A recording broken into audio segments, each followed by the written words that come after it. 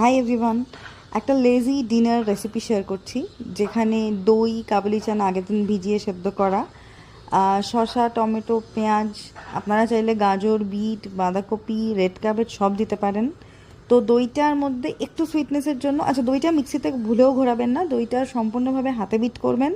আচ্ছা, সম্পূর্ণ দইটা একটু টক হলেও তার মধ্যে মিষ্টত্বের জন্য আমি স্টিভিয়া ইউজ করেছি, আপনারা চিনি বা গুড় ইউজ করতেই পারেন, কোনো অসুবিধা নেই।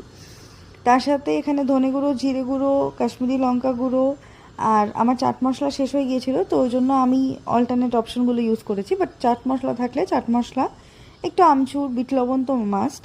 আর এগুলো যেগুলো দেখছেন, যাই হোক, বাকি জিনিসগুলো। আর তার সাথে একটা আনহেলদি রেসিপি, সেটা হচ্ছে চা, যেটা ছাড়া আমার মনে হয় যে পুরো দিনটা অসম্পূর্ণ। দিনে অ্যাটলিস্ট 2 কাপ চাটা বরাদ্দ, যতই আমরা ডায়েট কনসিয়াস হই না কেন। চা ফুটছে আর আমি এদিকে চারটা রেডি করছি। দুটো কখনোই একসাথে খাবেন না, তাহলে সাংঘাতিক বিপর্যয় হবে।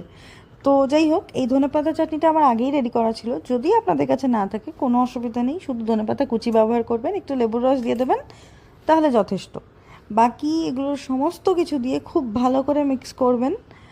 আর এটা না, মানে অ্যাকচুয়ালি ছোট বড় সবার জন্য খুব ভালো একটা প্রোটিন প্যাক খাওয়ার, কারণ এটার মধ্যে আপনি যত খুশি ভেজিস অ্যাড করতে পারবেন। তো আমাদের রাত্রে দুজনের জন্য 2 পোর্শনে আমি এটাকে ডিভাইড করে নিলাম।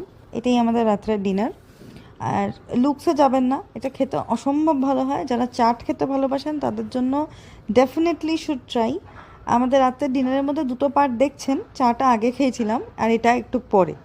যাই হোক।